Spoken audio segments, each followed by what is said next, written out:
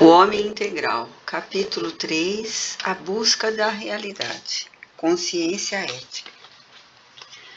O homem é o único animal ético que existe. Não obstante um exame da sociedade, nas suas variadas épocas, devido à agressividade bélica, à indiferença pela vida, à barbárie de que dá mostras em inúmeras ocasiões, nos demonstra o contrário. Somente ele pode apresentar uma consciência criativa, apesar de em termos de abstrações como a beleza, a bondade, a esperança e cultivar ideais de enobrecimento. Essa consciência ética nele existe em potencial, aguardando que seja desenvolvida mediante e após o autodescobrimento, a aquisição de valores que lhe proporcionem o senso de liberdade para eleger as experiências que lhe cabem vivenciar. Atavicamente, receoso, experimenta conflitos que o atormentam, dificultando-lhe discernir entre o certo e o errado, o bem e o mal, o bom e o pernicioso. Ainda dominado pelo egocentrismo da infância de que não se liberou, pensa que o mundo existe para que ele o desfrute e as pessoas a fim de que o sirvam, disputando e tomando à força o que supõe pertencer-lhe por direito ancestral. Diversos caminhos, porém, deverá ele percorrer para que a autoconsciência lhe descortine as aquisições éticas indispensáveis, a afirmação de si mesmo, a introspecção, o amadurecimento psicológico e a autovalorização, entre outros. O negar-se a si mesmo do Evangelho, que faculta a personalidades patológicas o mergulho no abandono do corpo e da vida, em reação cruel, destituído de objetivo libertador, aqui parece como um mecanismo de fuga da realidade, medo de enfrentar a sociedade e de lutar para conseguir o seu lugar ao sol, como membro atuante e útil da humanidade, que necessita crescer graças à sua ajuda. Este conceito cristão mantém as suas raízes na necessidade de negar-se ao ego prepotente e dominador, à vassalagem do próximo em favor das suas paixões, a fim de seguir o Cristo, aqui significando a verdade que liberta. O desprezo a si mesmo, literalmente considerado, constitui reação de ódio e ressentimento pela vida e pela humanidade, mortificando o corpo ante a impossibilidade de flagiciar a sociedade. O homem que se afirma pela ação bem direcionada conquista a resistência para perseverar na busca das metas que estabelece, amadurecendo a consciência ética de responsabilidade e dever, o que o credencia a logros mais audaciosos. Ele rompe as algemas da timidez, saindo do calabouço da preocupação, às vezes patológica, de parecer bem, de ser tido como uma pessoa realizada ou de viver fugindo do contato social. Ou, pelo contrário, canaliza a agressividade, a impetuosidade de que se vê possuído para superar os impulsos ansiosos, aprendendo a conviver com o equilíbrio e em grupo, no qual há respeito entre seus membros, sem dominadores nem dominados. Consegue o senso de planejamento das suas ações, criando um ritmo de trabalho que o não exaure no excesso, nem o amolenta na ociosidade, participando do esforço geral para o seu e o progresso da comunidade. Adquire um conceito lógico de tempo e oportunidade para a realização dos seus empreendimentos, confiando com tranquilidade no resultado dos esforços despendidos. Mediante a autoconsciência, aplica de maneira salutar as experiências passadas, sem saudosismo, sem ressentimentos, planejando as novas com um bem delineado programa que resulta do processamento dos dados já vividos e adicionados às expectativas em pauta a viver. Por sua vez, o fenômeno da autoconsciência consiste no conhecimento lógico do que fazer e como executá-lo, sem conceder-lhe demasiada importância, que se transforme numa obsessão pela minudicência de detalhes em face do excesso de cuidados, correndo o risco do lamentável perfeccionismo. Ele resulta de uma forma de dilatação do que se sabe, de uma consciência vigilante e lúcida do que se realiza, expandindo a vida e, como efeito, graças ao dinamismo adquirido, sentir-se liberado de tensões, fora de conflitos. Esta conquista de si mesmo enseja maior soma de realizações, mais amplo campo de criatividade, mais espontaneidade. A introspecção ajuda-o por ser o processo de conduzir a atenção para dentro, para a análise das possibilidades íntimas, para a reflexão do conteúdo emocional e a meditação que se lhe desenvolva as forças latentes. Desse modo, não pode afastar o homem para lugares especiais ou favorecer comportamentos exóticos, desligando-se do mundo objetivo e caindo em alienação. Vivendo-se no mundo, torna-se inevitável vencer-lhe os impositivos negativos, tempestuosos das pressões esmagadoras. Diante dos seus desafios, enfrentá-los com natural disposição de luta, não alterando o comportamento, nem o deixando estiolar-se. É muito comum a atitude apressada de viver-se emocionalmente. Acontecimentos futuros que certamente não se darão ou que ocorrerão de forma diversa da que a ansiedade estabelece. As impressões do futuro, como consequência de tal conduta, antecipam-se, afligindo, sem que o indivíduo viva as realidades do presente confortadoras.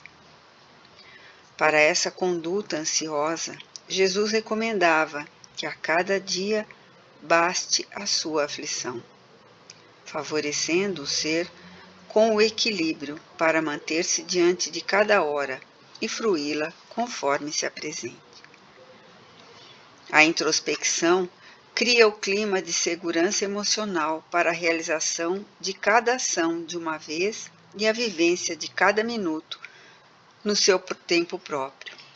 Ajuda a manter a calma e a valorizar a sucessão das horas. O homem introspectivo, todavia, não se identifica pela carranca, pela severidade do olhar, pela distância da realidade, tampouco pela falsa superioridade em relação às outras pessoas. Tais posturas são formalistas que denunciam preocupação com o exterior, sem contribuição íntimo transformadora. Antes surge com peculiar luminosidade na face e no olhar, comedido ou atuando conforme o momento, porém sem perturbar-se ou perturbar, transmitindo serenidade, confiança e vigor. A introspecção torna-se um ato saudável, não um vício ou evasão da realidade. À medida que o homem se penetra, mais amadurece psicologicamente, saindo da proteção fictícia em que se esconde. Dependência da mãe, da infância, do medo, da ansiedade, do ódio e do ressentimento, da solidão, para assumir a sua identidade, a sua humanidade. As ações humanistas são o passo que desvela a consciência ética no indivíduo, que já não se contenta com a experiência do prazer pessoal, egoísta, dando-se conta das necessidades que lhe vigem em volta, aguardando a sua contribuição. Nesse sentido, a sua humanidade se dilata por perceber que a felicidade é um estado de bem-estar que se irradia, alcançando outros indivíduos, ao invés de recolher-se em detrimento do próximo. Qual uma luz, expande-se em todas as direções, sem perder a plenitude do centro de onde se agiganta. Amplia-se-lhe dessa forma o senso da responsabilidade pela vida em todas as suas expressões, tornando-o um ser humano ético, que é agente do progresso, das edificações beneficentes e culturais. A perseguição da inveja não o perturba, tampouco a bajulação da indignidade o sensibiliza. Paira nele uma compreensão dos reais valores, que o propele a avançar sem timidez, sem pressa, sem temor. A sua se transforma em uma existência útil para o meio social, tornando-se parte ativa da comunidade que passa a servir sem autoritarismo nem prejuízo emocional para si mesmo ou para o grupo. A consciência ética é a conquista da iluminação, da lucidez intelecto-moral, do dever solidário e humano. Ela proporciona uma criatividade construtiva ilimitada, que conduz à santificação na fé e na religião, ao heroísmo na luta cotidiana e nas batalhas profissionais, ao apogeu na arte da ciência, na filosofia, pelo empenho que enseja em favor de uma plena identificação com o ideal esposado. São Vicente de Paulo, Nietzsche, Allan Kardec, Freud, Schweitzer, Cézanne são exemplos diversos de homens que adquiriram um estado de consciência ética aplicada em favor da humanidade. Religião e religiosidade. No calendoscópio do comportamento humano, há quase sempre uma grande preocupação por mais parecer do que ser, dando origem aos homens espelho. Aqueles que, não tendo identidade própria, refletem os modismos, as imposições, as opiniões alheias. Eles se tornam o que agrada às pessoas com quem convivem, o ambiente que no seu comportamento neurótico se instala. Adota-se uma fórmula religiosa sem que se viva de forma equinânime dentro dos cânones da religião.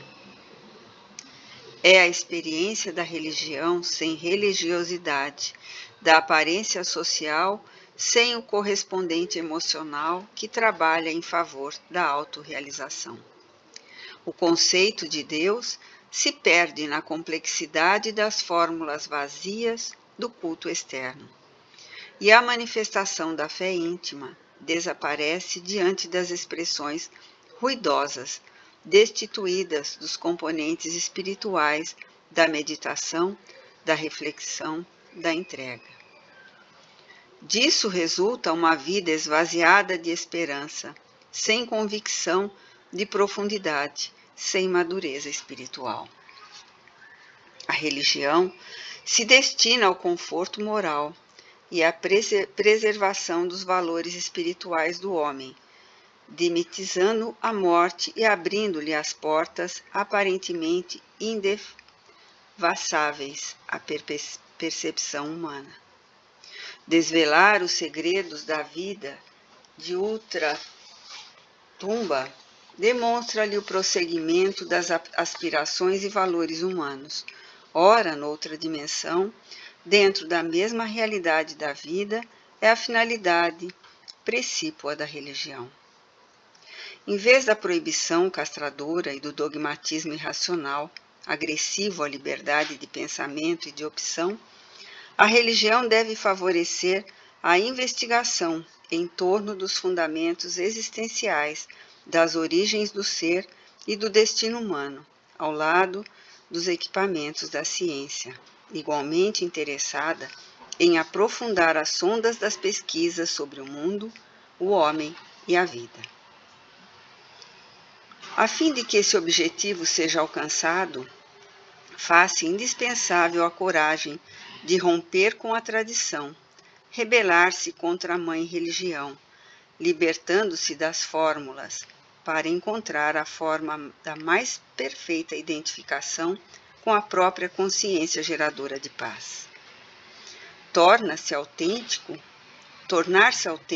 é uma decisão definidora que precede a resolução de crescer para dar-se.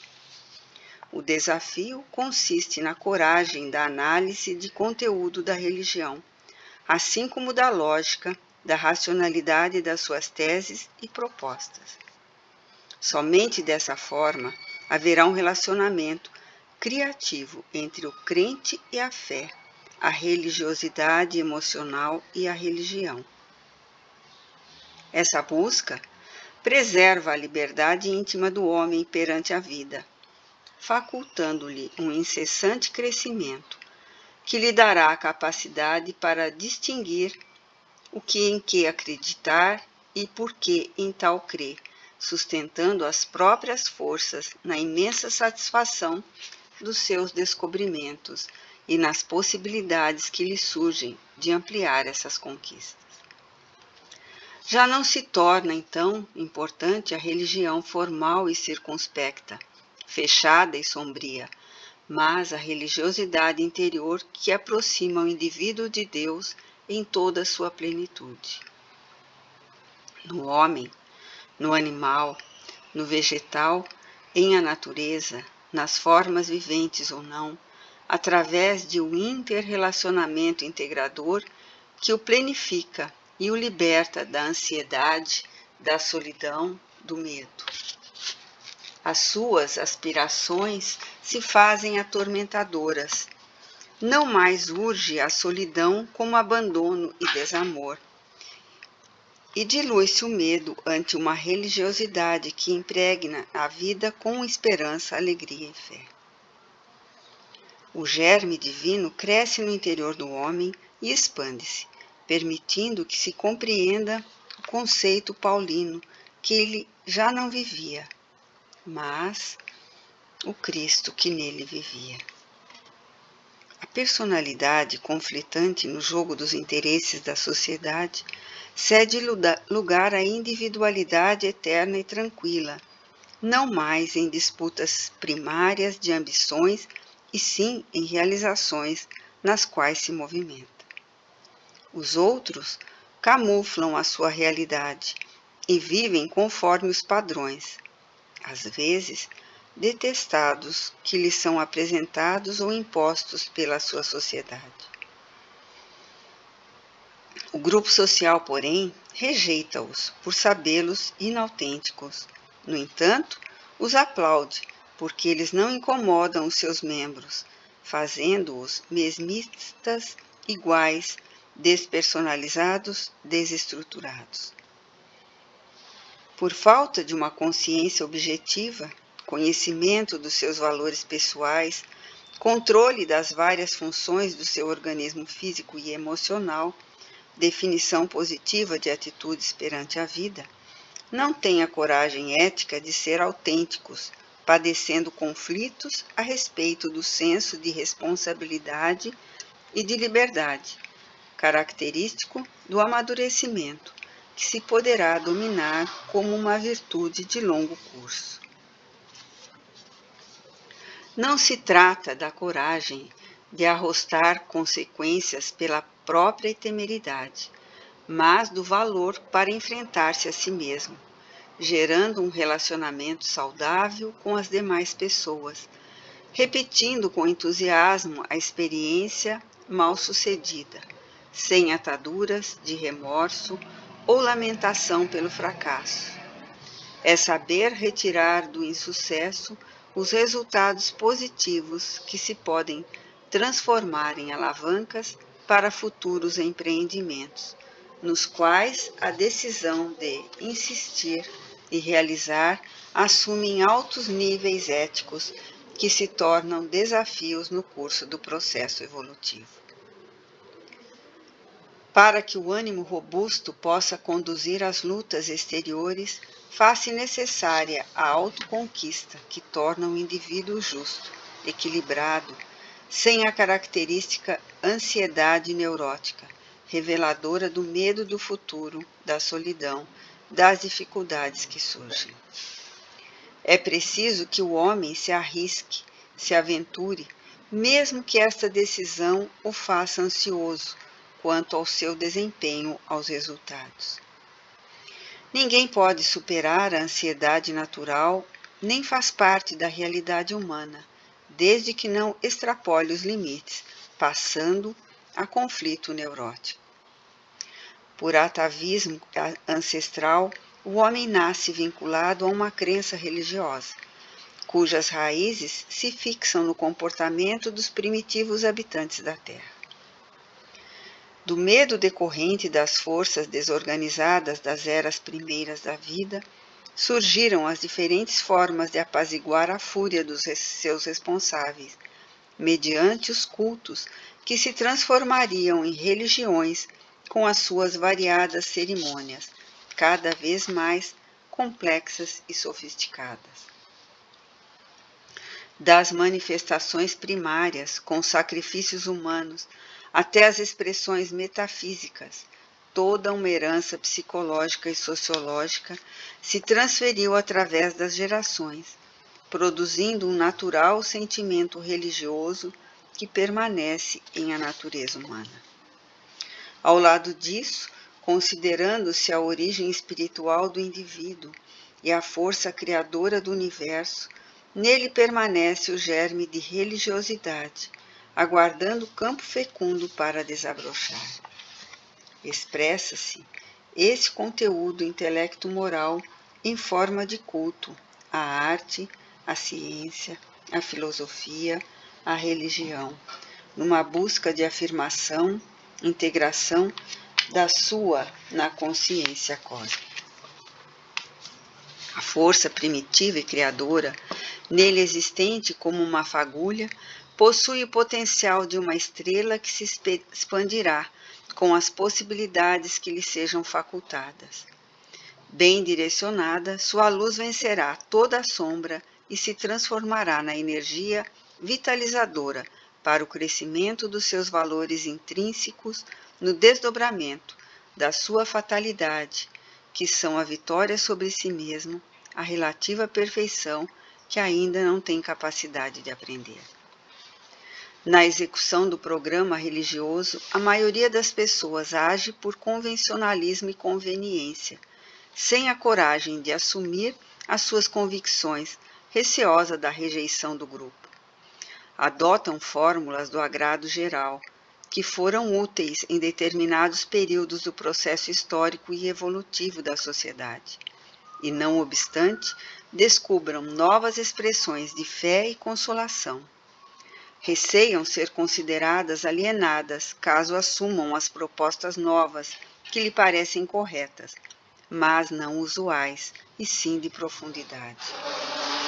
Afirmou um monge medieval que todo aquele que vive morrendo, quando morre não morre, porque o desapego, o despojar das paixões em cada morrer diário, liberta-o desde já, até que, quando lhe advém a morte, ele se encontra perfeitamente livre, portanto, não morto, equivalente a vivo. A religiosidade é uma conquista que ultrapassa a adoção de uma religião, uma realização interior lúcida que impede do formalismo, mas que apenas se consegue através da coragem de o homem emergir da rotina e encontrar a sua própria identidade.